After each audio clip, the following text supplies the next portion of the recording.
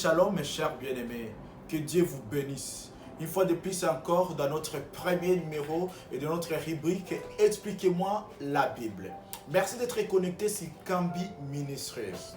D'entrée de jeu, j'aimerais d'abord vous parler quelle que soit l'épreuve dans laquelle nous sommes en train d'endurer, la perte de notre tante, aujourd'hui, nous sommes devant vous afin d'être fidèles pour vous servir au travers de cette émission. Ceci part d'un constat de l'un de mes mentors, l'apôtre Didier Bitemo, qui m'avait dit quelles que soient les épreuves, quels que soient les moments dans lesquels nous traversons, en tant que serviteurs de Dieu, nous devons communiquer la vie et non pas la tristesse. Alors, et également, la Bible nous dit, l'apôtre Paul nous dit qui me séparera de l'amour de Jésus-Christ. Quelles que soient les tribulations, quelle que soit la mort, quel que soit ce qui peut nous arriver. C'est ainsi aujourd'hui la raison de ma fidélité ici pour expliquer comme il a été initialement dit. Alors, à ceux qui viennent de se connecter sur Kambi Ministries, que Dieu vous bénisse. Si vous n'êtes pas encore abonné à notre compte YouTube, nous vous prions juste de vous abonner. Nous vous prions juste de cliquer, d'aimer, de commenter même sur notre page. Kambi Ministries qui est une plateforme qui permet de transmettre les enseignements bibliques et théologiques, mais également d'être les tremplins de jeunes leaders, de la nouvelle création, en vue de proclamer la parole avec fidélité, avec connaissance, sous l'inspiration et la conduite du Saint-Esprit. Alors, dans ce nouveau numéro, j'aimerais parler aujourd'hui de ce qui concerne Expliquez-moi la Bible. C'est quoi la Bible? Plusieurs personnes que je raconte, plusieurs amis, lorsqu'ils me parlent de la Bible, ils me parlent que la Bible d'abord, sont juste des histoires, c'est un livre historique. Il y a d'autres qui considèrent cela comme étant un roman, qui considèrent cela comme étant un journal intime de Dieu, quelque chose où nous trouvons juste des lois, nous trouvons des prescriptions, des ordonnances qui ne servent à rien. Mais j'aimerais vous dire aujourd'hui, vous affirmer que la Bible, c'est l'ensemble des écrits qui sont inspirés, qu'on appelle la parole de Dieu. La Bible, exactement, elle est postérieure à la révélation de Dieu. Dieu s'est révélé au travers des hommes, qu'il a communiqué des directives, de pensées directes, de messages directs. Et ces personnes étaient de différentes natures, de différentes sortes, ici de différentes professions, de différentes catégories. C'est ce que nous voyons. Dieu a parlé au travers des bergers, comme Amos. Dieu a parlé au travers des rois, comme David. Dieu a parlé au travers des prophètes, comme Jérémie. Dieu a parlé au travers des leaders, comme Moïse. Dieu a parlé aussi au travers des apôtres, des disciples que nous voyons de Jésus-Christ, comme Pierre, comme l'apôtre Paul, comme Jacques, comme Jean, comme Jude. Dieu a parlé à plusieurs personnes que nous voyons. Plusieurs personnes qui ont été des prophètes, plusieurs personnes également qui ont été des serviteurs, des élus qui ont été appelés selon Dieu. Car Dieu, lorsqu'il veut communiquer sa pensée, lorsqu'il veut transmettre ses instructions, il passe par différentes voies, par différents moyens. Alors, lorsque nous parlons de la Bible, comme je l'ai dit, c'est quoi la Bible? La Bible, donc le terme d'abord Bible, désigne l'ensemble des saintes écritures, qui est un document normatif donc, de l'Église, en vue donc qui nous transmet la pensée de Dieu. La Bible est un livre qui est unique en son genre, un livre qui est constitué d'abord une bibliothèque, car la Bible, c'est une bibliothèque, l'ensemble de plusieurs livres, de plusieurs écrits. Et cela, nous allons le voir au travers de l'histoire, au travers de plusieurs facteurs qui se sont manifestés au travers des âges. Donc, comme je l'ai dit, la Bible n'est pas, au départ, c'est un mot, c'est un nom, c'est l'ensemble des livres. C'est une bibliothèque divine, une bibliothèque scripturaire, comme le dit Jérôme.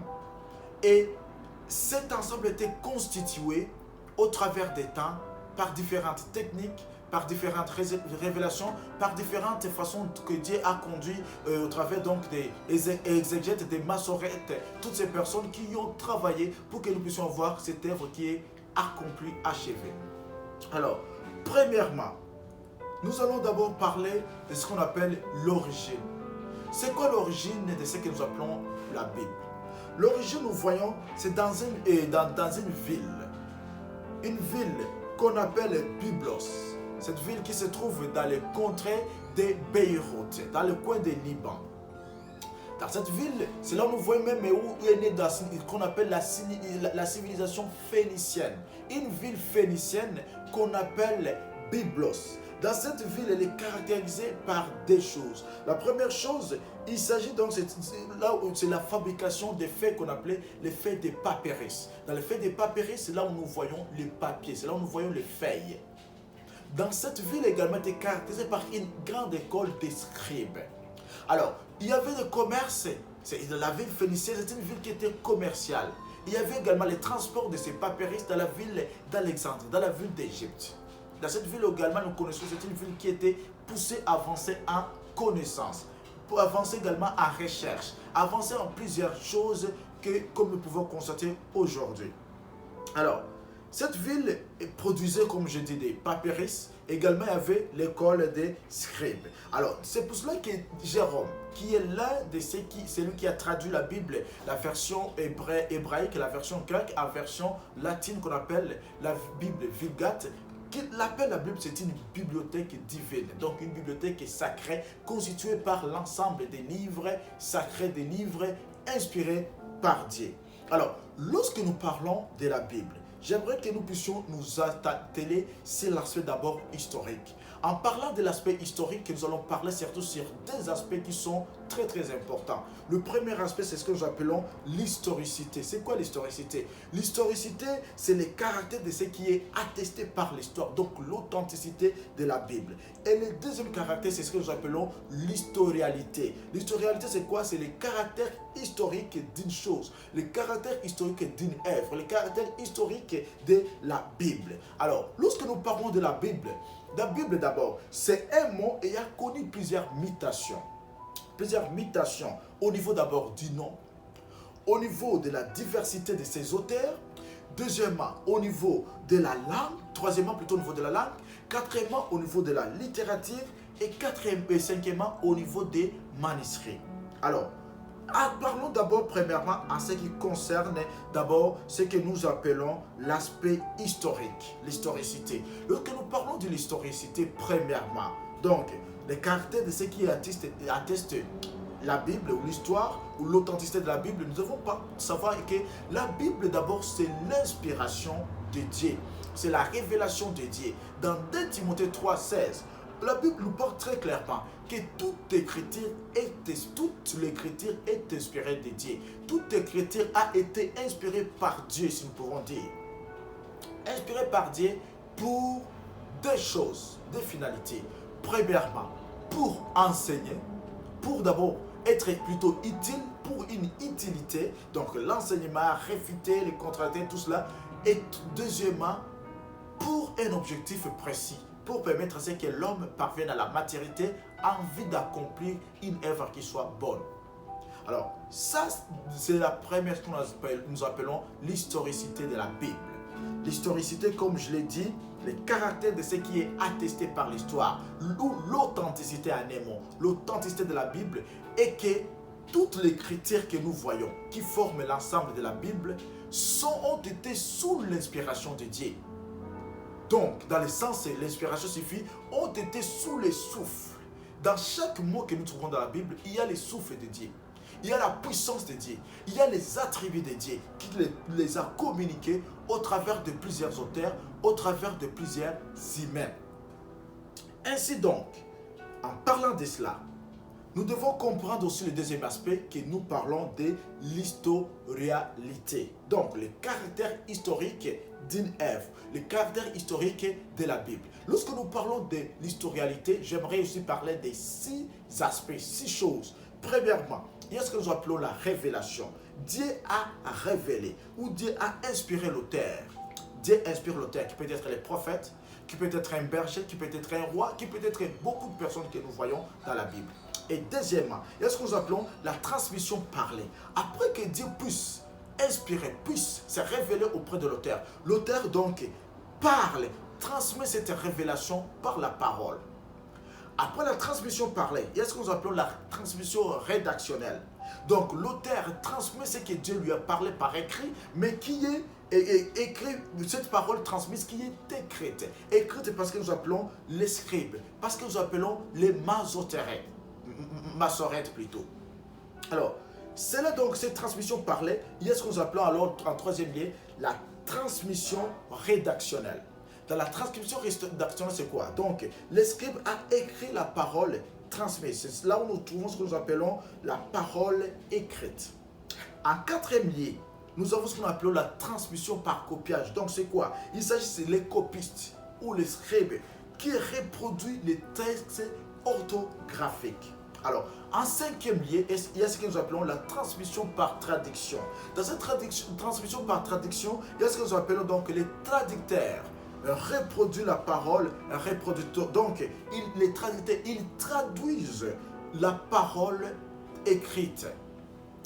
En sixième lieu, il y a ce que nous appelons la transmission exégétique. Donc la parole est expliquée par les exégètes, est expliquée par les docteurs, est expliquée par ceux qui ont fait les études poussées. Donc en bref, parlons de ces 6 étapes. Il y a la révélation. Dieu se révèle auprès de l'auteur.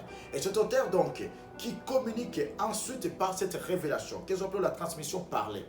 Il y a la troisième lieu, la transmission rédactionnelle. Donc, cette transmission orale, elle est notifiée, elle est écrite par les scribes.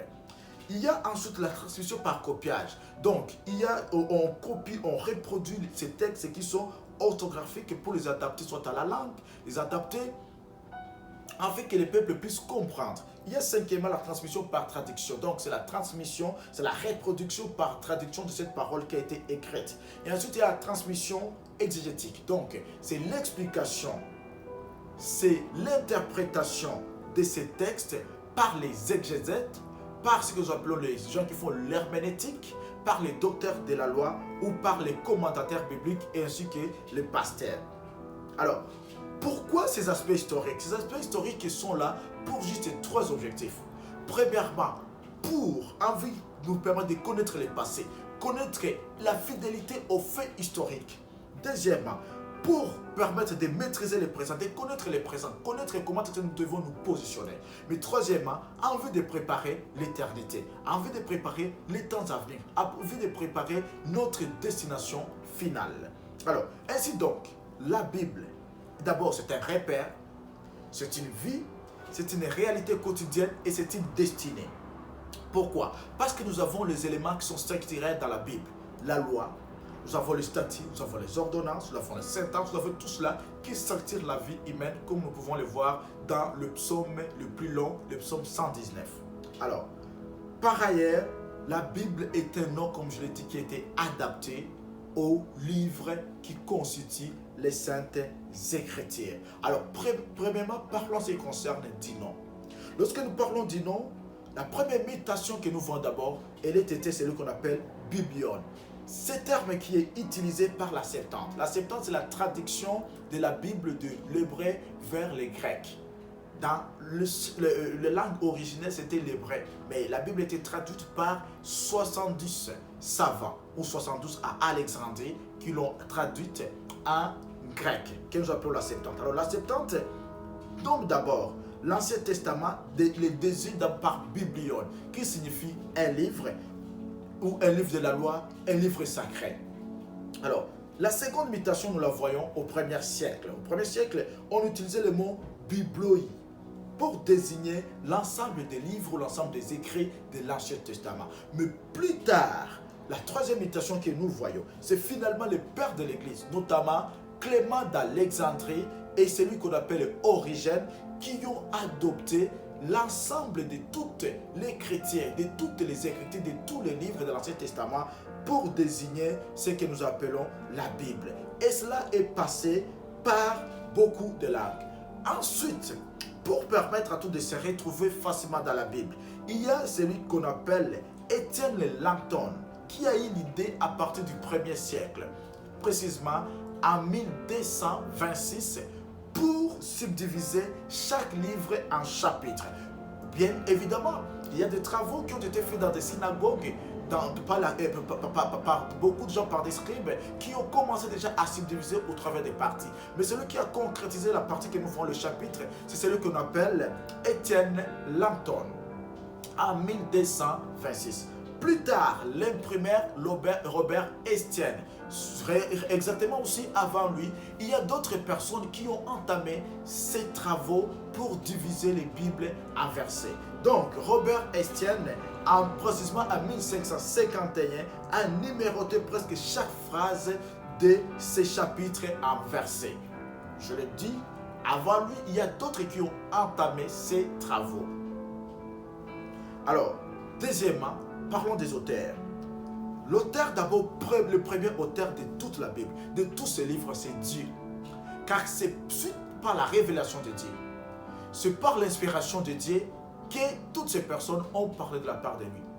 Que toutes ces personnes ont transmis les révélations que Dieu lui-même leur a soufflé par sa puissance, par sa vie, leur a donc inspiré. Alors, ainsi donc, nous voyons qu'il y a plusieurs auteurs. Il y a des bergers, il y a des rois comme je l'ai dit, il y a des prophètes, il y a des disciples, il y a des apôtres, il y a des frères de Jésus-Christ en voyage de Jacques, il y a également des auteurs qui sont anonymes comme l'auteur des épîtres aux Hébreux. Toutes ces personnes ont contribué pour que nous puissions avoir l'ensemble que nous appelons le canon, l'ensemble de tous ces écritures.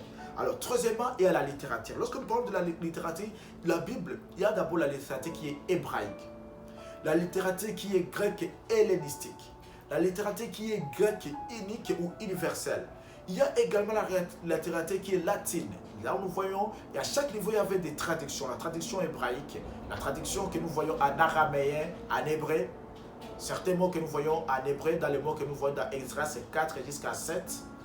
Et certains mots aussi dans Daniel 2. Certains mots aussi que nous voyons dans Genèse, qui sont vraiment des mots qui étaient en araméen. Et ensuite aussi, il y a des mots qui ont été en grec. Et comme le Nouveau Testament, ça a été vraiment écrit en grec. Et deuxièmement, il y a aussi la Vulgate, qui est la première traduction faite par Jérôme, qui était à la traduction latine. Et plusieurs traductions que nous voyons en anglais, en français, dans des langues, même plusieurs traductions, à peu près plus de 2000 langues qui ont été, dans lesquelles ont été traduites la Bible. Alors, parlons quatrièmement des manuscrits. Lorsque nous parlons des manuscrits, c'est quoi? Les manuscrits, ce sont des rouleaux. Il y a plusieurs rouleaux que nous avons trouvés. Plusieurs rouleaux, ici je vais juste énumérer certains rouleaux. Il y a les rouleaux qu'on appelle, que nous pouvons appeler des codex. Il y a les codex comme des Sinaiticus, ou les manuscrits des Sinaï. Le manuscrit des Vatican ou des Vaticanus. Il y a les manuscrits ou les codex des Alexandrie qu'on appelle des Alexandrinus. Il y a les manuscrits de la mer morte trouvés à Qumran et trouvés par le Berbère. Il y a les manuscrits qu'on appelle des Mortori. Il y a plusieurs manuscrits que nous voyons, actuels et anciens, qui nous ont permis de rassembler les différents textes pour que nous puissions réellement constituer ce que nous appelons les canons, que je vais l'expliquer plus tard. Alors, parlons de la subdivision de la Bible. La Bible est subdivisée en deux parties. La première partie, c'est la partie qu'on appelle l'Ancien Testament. Et la deuxième partie, c'est la partie appelée le Nouveau Testament. Mais entre ces deux parties, il y a le parti qu'on appelle une période de 4 ans de silence, qu'on appelle la période intertestamentaire. Cette période intertestamentaire, c'est une période qui a duré 4 siècles, qu'on appelle les 4 siècles de silence de Dieu.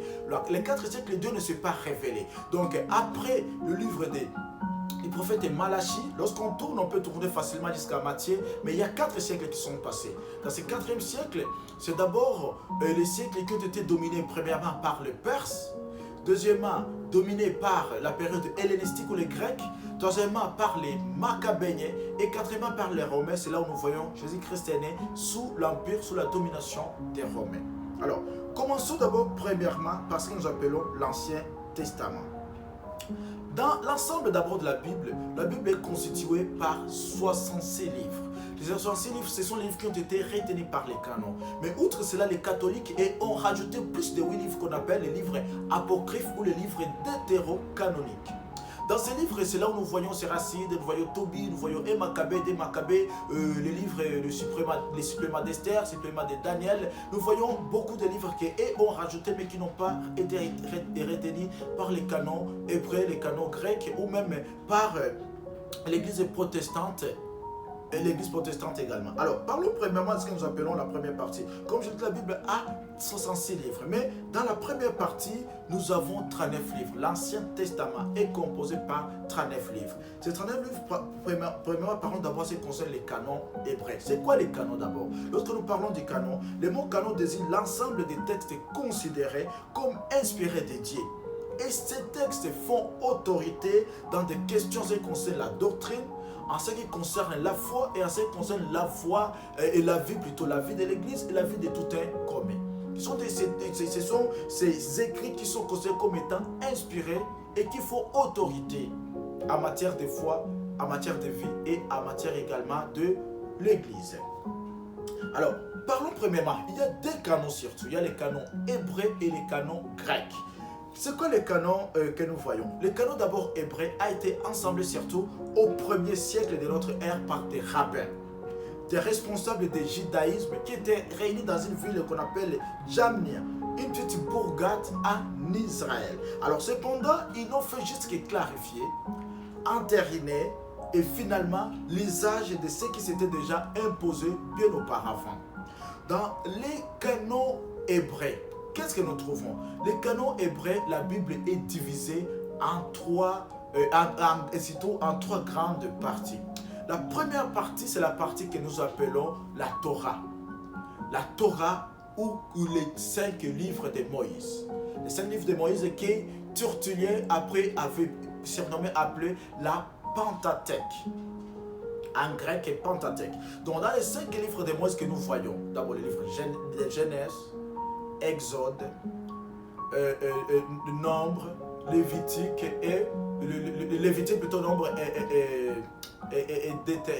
Deutéronome, c'est ça. Alors, dans ces livres que nous voyons, ces livres, la Pentateuque, après la Pentateuque, nous voyons le livre qu'on appelle les prophètes ou qu'on appelle les Nébim. Nébim, donc, dans les Nébim, il y a surtout, c'est divisé aussi en deux. C'est divisé à ce que nous appelons les prophètes antérieurs et les prophètes postérieurs. Les prophètes antérieurs, ce sont ces prophètes d'abord que nous voyons, en commençant par le livre de Josué, jusqu'à ce que nous allons dans nous allons dans les livres des rois. Alors, outre cela, nous voyons aussi celui qu'on appelle les prophètes postérieurs. Dans les prophètes postérieurs, c'est là où nous voyons le prophète, d'abord le prophète que nous voyons comme Ézéchiel, nous voyons Jérémie, et nous voyons Ézéchiel, et nous voyons Jérémie, et nous voyons l'autre prophète que j'oublie, et également les 12 prophètes que nous voyons. Alors, outre cela, il y a les autres qu'on appelle, la troisième partie, ce sont les autres écrits qu'on appelle Ketubim ou Ketuvim. Dans ces autres écrits, normalement, au départ, c'était juste 3. Il y avait le livre des psaumes, le livre des proverbes et le livre des Job. Ensuite, ils ont rajouté les livres que nous voyons, le Cantique des Cantiques, la Rite, Lamentation de Jérémie, le livre d'Ecclésiaste et le livre d'Esther. Alors, outre cela, c'est là où nous voyons ensuite, là où nous avions constitué donc les Nouveaux Testaments, mais surtout qui étaient écrits vraiment en grec. Quels allons parler lorsque nous allons parler du canon grec? Alors, lorsque nous parlons du canon grec, les canons grecs, il y a quoi? Dans les autres écrits aussi, j'aimerais ajouter, c'est là où nous voyons, et les autres écrits, c'est là où il y a figure Daniel. Parce que parmi les prophètes antérieurs, dans les canons grecs, Daniel ne figure pas.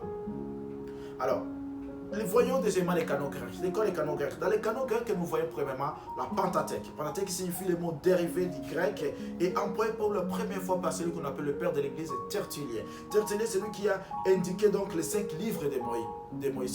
Ceci signifie donc les 5 étuis à renfermant les rouleaux de la loi.